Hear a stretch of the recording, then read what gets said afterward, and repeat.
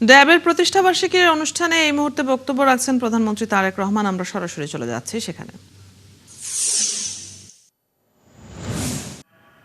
Health worker বা স্বাস্থ্য কর্মীদেরকে যথাযথভাবে প্রশিক্ষণ করার ক্ষেত্রে অবশ্যই চিকিৎসক বৃন্দকে নেতৃত্ব দিতে হবে।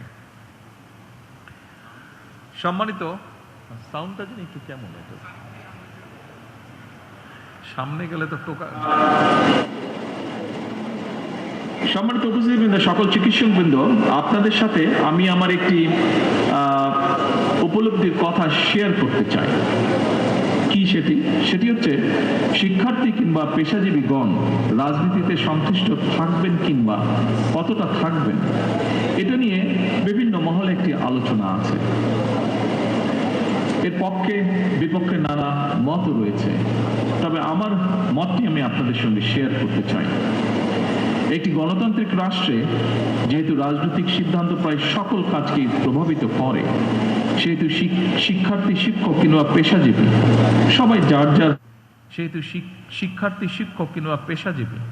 সবাই যার যার মতাদর্শ অনুসারে রাজনৈতিকভাবে সুসংগঠিত থাকবেন বা সচেতন থাকবেন। এটা কোনো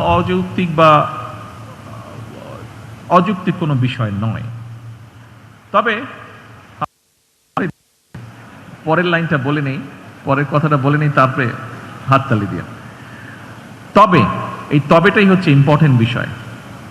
তবে রাজনৈতিক সম্পৃক্ততা যেন নিজেদের পেশাগত দায়িত্ব পালনে বিঘ্ন না ঘটায় বা বিঘ্ন ঘটার কারণ না হয়, সেটি হচ্ছে মোস্ট ইম্পর্টেন্ট।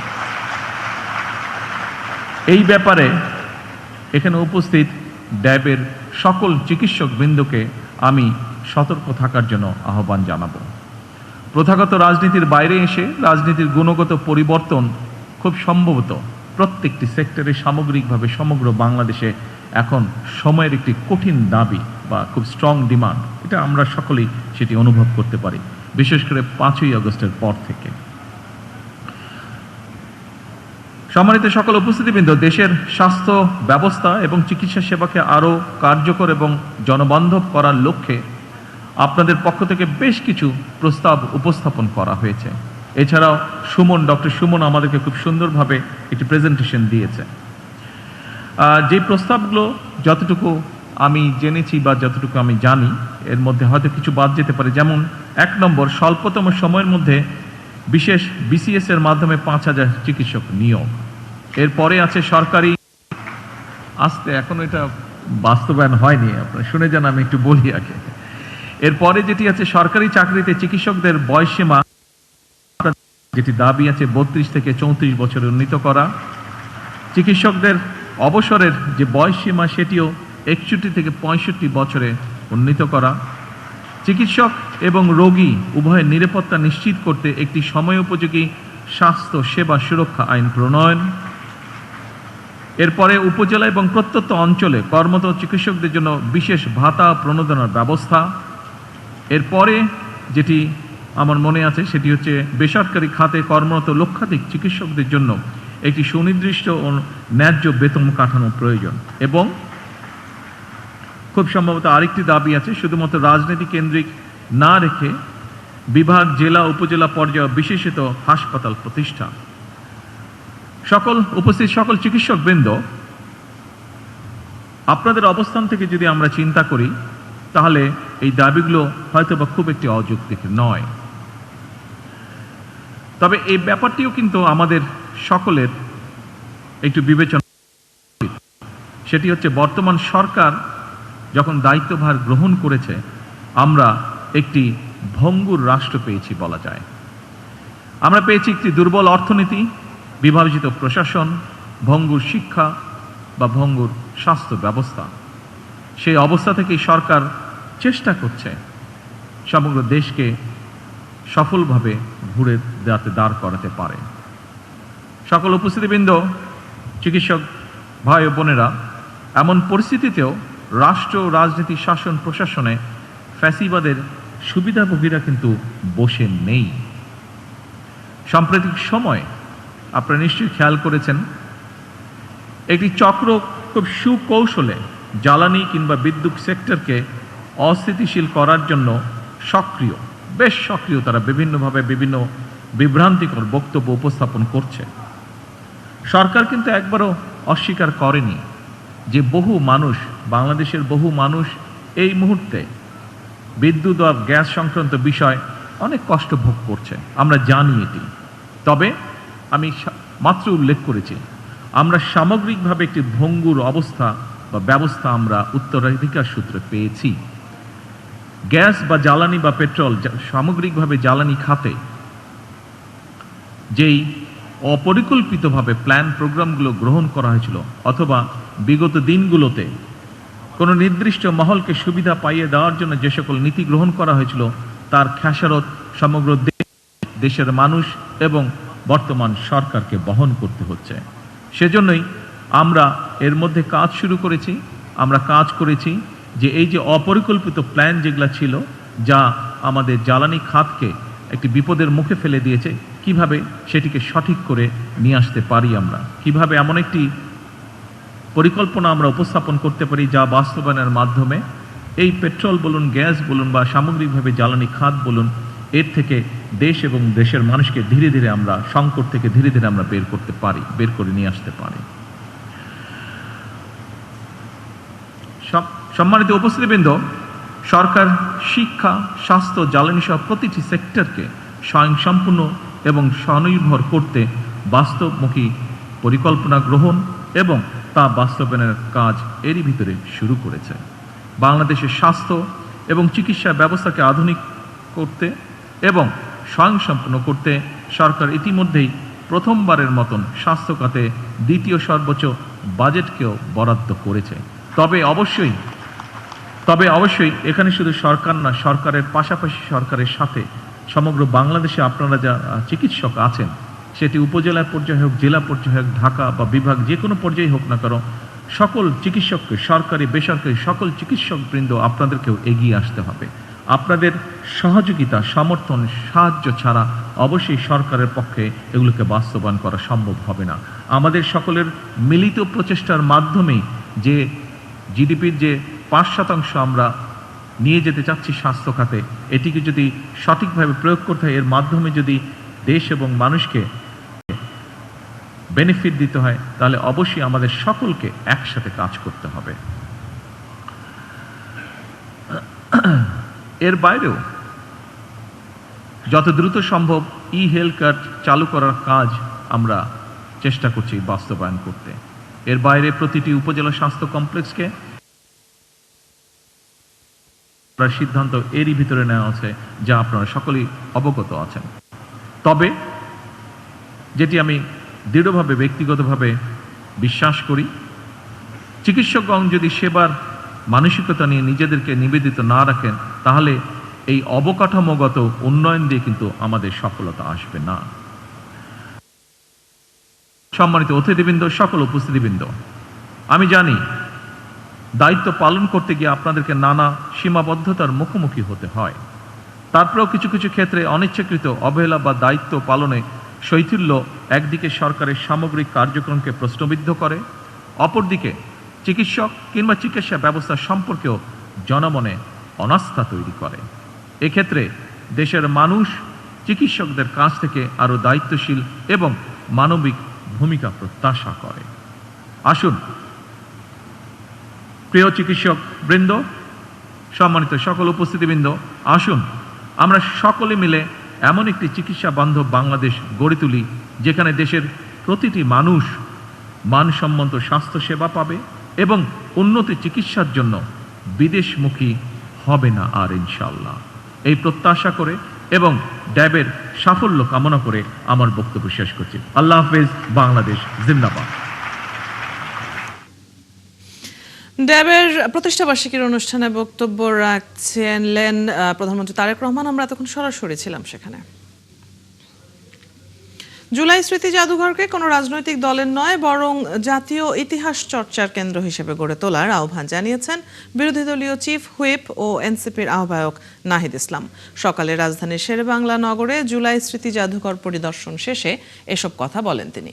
নাহিদ ইসলাম বলেন, বর্তমান সরকার ক্ষমতায় আসার পর জাদুঘরের বিভিন্ন বিষয় পরিবর্তন করা হয়েছে।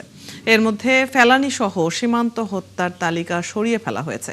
পাশাপাশি মোদি বিরোধী আন্দোলনের কিছু স্মৃতিও জাদুঘর থেকে সরিয়ে ফেলা হয়েছে বলে অভিযোগ করেন তিনি। জুলাই গণঅভ্যুত্থানের ইতিহাস তুলে ধরতে জাদুঘরে বেসরকারি বিশ্ববিদ্যালয়, মাদ্রাসা এবং ঢাকার বাইরের আন্দোলনকারীদেরও আলাদা গুরুত্ব দেওয়ার দাবি জানান নাহিদ ইসলাম। এই জাদুঘর একটা স্বায়ত্তশাসিত জাদুঘর হওয়া উচিত, কারণ এটা কোনো বিশেষ শাখা জাদুঘর না। একটা শাখা জাদুঘর বা আমলাতান্ত্রিকভাবে এই জাদুঘর যদি আমরা পরিচালনা করতে চাই, জাদুঘর পরিচালনা করা সম্ভব হবে না। এই জাদুঘর জুলাই স্পিরিটকে ধারণ করে সেই ধরনের লোকদেরকে দিয়েই এই জাদুঘর পরিচালনা করতে হবে, বিশেষজ্ঞ লোকদেরকে দিয়ে। ফলে এটার একটা স্বায়ত্তশাসিত কাঠামো প্রয়োজন, আইন প্রয়োজন এবং প্রায় 200-র মতো জনবল এখানে প্রয়োজন। নির্বাচনের পরে এখানে অনেক কিছুতে পরিবর্তন আনা হয়েছে। তো আমরা এই আবু সাইদের ছবির বিষয়টা আমরা তাদেরকে বলেছি, আমাদের অবজারভেশনে এটা এসেছে। তারা বলেছে আবু সাইদ নিয়ে এটা তাদের পরিকল্পনায় আছে। আবু সাইদ নিয়ে এখানে একটা ফিল্মও তারা তৈরি করছে, সেটাও তারা দেখাবে। জুলাই স্মৃতি জাদুঘরে আছেন সহকর্মী ইমতিয়াজ সনি। সেখানকার আজকের খবর নিয়ে যুক্ত হচ্ছেন আমাদের সাথে। ইমতিয়াজ, আজ দর্শনার্থীদের ভিড় কেমন দেখছেন এবং কি বলছেন তারা? গতকাল আমরা বিভিন্ন ধরনের অভিযোগ শুনেছিলাম দর্শনার্থীদের কাছ থেকে, আজকের চিত্রটা কেমন জানাবেন?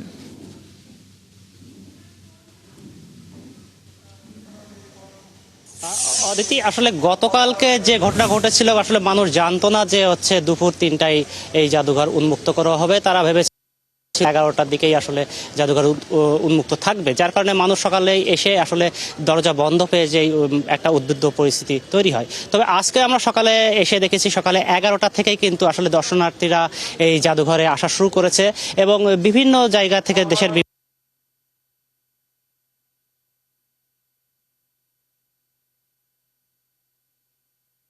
আসলে ঘুরে ঘুরে দেখছে। আর আজকে পর্যন্ত আপনি জানেন যে জাদুঘর কর্তৃপক্ষ জানিয়েছে প্রতিদিন শনি থেকে বুধবার সকাল 11টা থেকে সন্ধ্যা 6টা পর্যন্ত এই জাদুঘর খোলা থাকবে এবং হচ্ছে বৃহস্পতিবার সাপ্তাহিক ছুটির দিন এবং শুক্রবার 3টা থেকে 6টা পর্যন্ত খোলা থাকবে। তো এখানে বিভিন্ন মানুষজন কিন্তু এই জাদুঘরে আসছে। আমরা যদি আপনাকে একজনের সাথে, আপনি কোথা থেকে এসেছেন এবং কেন এসেছেন এখানে? আমি মূলত নারায়ণগঞ্জের সোনারগাঁও থেকে এখানে এসেছি। তো এখানে আসার মূল উদ্দেশ্য হচ্ছে যে আমরা যে জুলাই আন্দোলনটা করলাম, সারা দেশবাসী ঐক্যবদ্ধভাবে ফ্যাসিস্টিজম দৌড়ানোর জন্য, সরানোর জন্য আজকে যে আমরা জুলাই আন্দোলন করতে আসলাম বা করলাম, আজকে সেই জুলাই আন্দোলনের সার্থকতা কিন্তু ফ্যাসিস্টিজম দূর হয়েছে। তো সরকার, আমি মনে করি যে এই যে জাদুঘরটা এখানে এসে দেখলাম যে অব্যবস্থাপনা। আজকে দেখেন বর্তমানে শহীদের ছবি এখানে নাই, এটা হচ্ছে জাতির জন্য অত্যন্ত দুঃখজনক। আর আরেকটা বিষয় হচ্ছে এখানে অনেক অব্যবস্থাপনা আছে, যেটা আমি মনে করি যে জুলাই আন্দোলনকে আরো প্রশ্নবিদ্ধ করেছে। এখানে আরো স্মৃতি রাখা উচিত ছিল। আরো অদিতি, যেমনটি বলছিলেন যে একজন দর্শক যে হচ্ছে এখানে বেশ কিছু অবস্থাপনাও তার চোখে পড়েছে। তো এছাড়া আমি বিভিন্ন মানুষের সাথে কথা বলেছি, তারা যেটা জানিয়েছেন যে এই যে অবকাঠামো, এই অবকাঠামো আসলে একটা সরকার প্রধান কিভাবে দেশ চালিয়েছেন, কিভাবে এখান থেকেই আর কি রাষ্ট্র বিভিন্ন রকম নির্দেশনা দিয়েছেন, তারা সেই বিষয়গুলো দেখেছে। এছাড়া তার ব্যবহার্য বিভিন্ন ইমতিয়াজ, আপনার কাছ থেকে আমরা জেনে নিচ্ছিলাম সেখানকার খবর। ধন্যবাদ যুক্ত হবার জন্য। জুলাই স্মৃতি জাদুঘর থেকে সহকর্মী যুক্ত ছিলেন এতক্ষণ। সারা দেশের সমস্ত ব্যবসায়িক সিন্ডিকেট ভেঙে প্রান্তিক কৃষক যেন লাভবান হয়, সেই উদ্যোগ গ্রহণ করা হচ্ছে। শনিবার সকালে ঝিনাইদহের শৈলকুপায় পেঁয়াজ ও পাট হাট পরিদর্শনের সময় আইনমন্ত্রী মোহাম্মদ আসাদুজ্জামান এই কথা বলেন। মন্ত্রী আরো বলেন, দীর্ঘদিন ধরে কৃষকরা তাদের পণ্যের ন্যায্য মূল্য থেকে বঞ্চিত হচ্ছে। সে কারণে তিনি সরেজমিনে পেঁয়াজ ও পাট চাষিদের অভিযোগ শুনেছেন। মন্ত্রী জানান, কেউ যদি কোনো পণ্য মজুত করে তার শাস্তির বিধানও রয়েছে। বলেন, মজুত করে সিন্ডিকেট করে পণ্যের মূল্য বাড়ানো যাবে না। প্রান্তিক কৃষকরা যেন লাভবান হয়, সেজন্য বাজার মনিটরিং ও বাজার নিয়ন্ত্রণ করা হচ্ছে। আপনাদের অবগতির জন্য জানাচ্ছি 1974 সালের বিশেষ ক্ষমতা আইন যেটা করে দিয়ে গেছে, সেখানে মজুতদারের সর্বোচ্চ শাস্তি মৃত্যুদণ্ড। শুধু যারা মজুতদারি করবেন তারা ভেবে চিন্তে করবেন। আমরা সমস্ত সিন্ডিকেট ভেঙে, সমস্ত সেক্টরের সব সিন্ডিকেট ভেঙে আমরা প্রান্তিক কৃষক যাতে লাভবান হয় সেদিকে এগিয়ে যাব।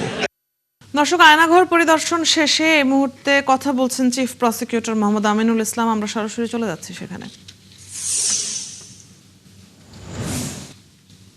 জনাব মতিউর রহমান চৌধুরী, আমাদের প্রসিকিউশন টিমের সদস্য সহ আমরা সকলে উপস্থিত ছিলাম। আমাদের ডিফেন্স টিমের সম্মানিত আইনজীবী বন্ধুগণ তারা উপস্থিত ছিলেন এবং সকলেই আমরা আমাদের বিচারপতি মহোদয়গণের নেতৃত্বে এই জেআইসিটি আমরা পরিদর্শন করেছি।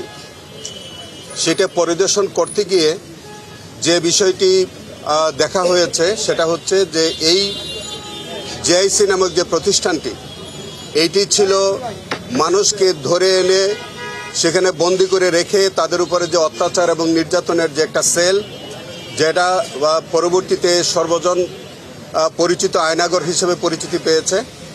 সেখানে কি অমানবিকভাবে বন্দীদেরকে ধরে এনে দিনের পর দিন, মাসের পর মাস, বছরের পর বছর রাখা হয়েছে, সেই নির্মম চিত্র আজকে এই পরিদর্শনের মধ্য দিয়ে কিছুটা অনুভব করা গেছে।